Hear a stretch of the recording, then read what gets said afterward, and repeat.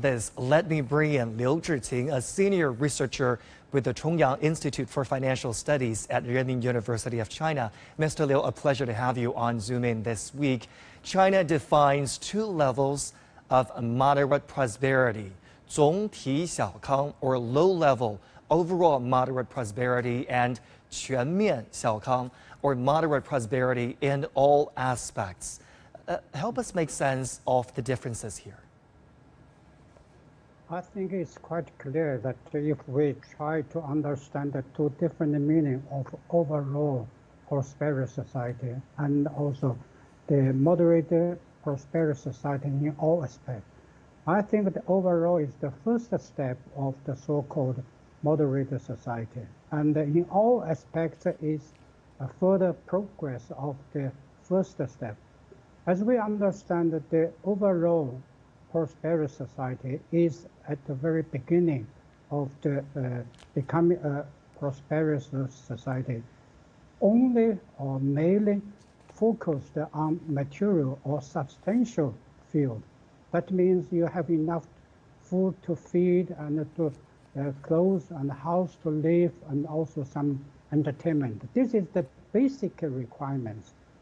But the second step is a high level. We mean that in all aspects, including spiritual and consumption, culture, political, ecosystem, and the environment, and also healthy insurance.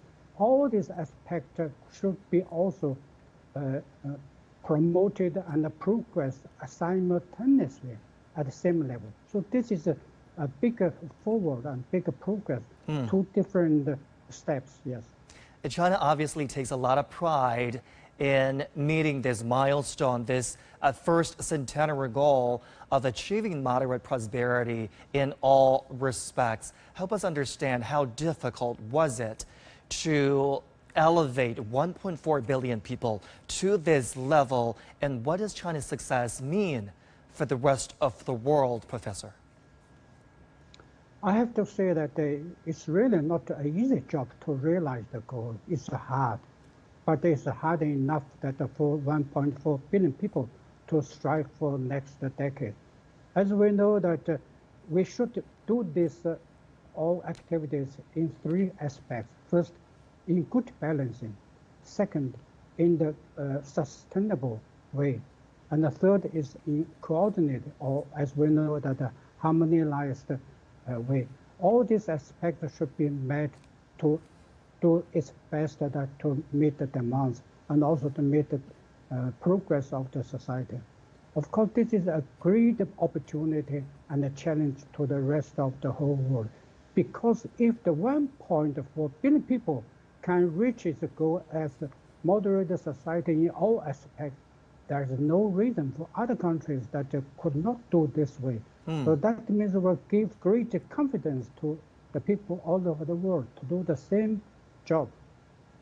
I think if people actually read this white paper, their understanding of 小康 or moderate prosperity will broaden. For example, the white paper actually has placed a lot of emphasis on preventing and controlling pollution. So I want to get your take, particularly on this part as well, Mr. Liu. As we know that the next biggest or serious challenge for the human being or for the social development, not only in China but all over the world, is the environment, is the pollution. This is the question that China has given its answer. And also the whole world and the global efforts trying to do so for the same purpose. As we know, Paris Climate Pact also for the same purpose, just to try to get the improved weather conditions and also ecosystem. Only by doing so that all development, all kinds of the moderate society, moderate prosperity society could be reached in real cause.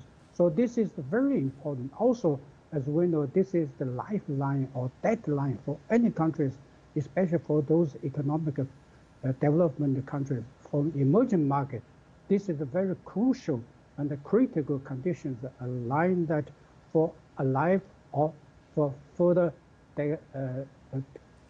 getting worse conditions, make more difficulties of the modernization. This is really a challenge for all people, especially for those emerging market and developing countries. The white paper obviously has a lot of reflection over the past, but it also looks into the future and has set an ambitious goal about future development of China. That is to achieve basic socialist modernization by 2035.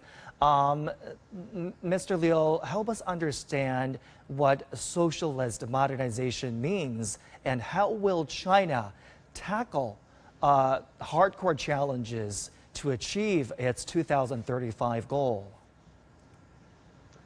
As we understand, the basic socialist modernization is another further step that beyond the moderate prosperous society in all aspects.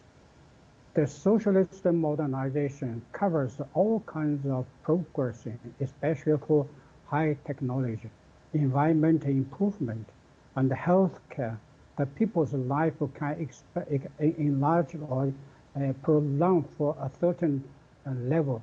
And the next step is a very important thing, that the equality of the people all over the world, that no country, no matter whether bigger, stronger, or small, or weaker, should have the same equal respect in all affairs, internationally and domestically.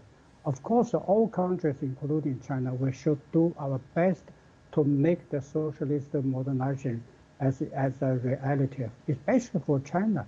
This is really a good opportunity, but also a good challenge that for whole Chinese people to realize its ambitious goal, that as we call the China's war, China's dream, that to realize its modernization. So the basic socialist modernization is another further step on the progress for China in the next decades.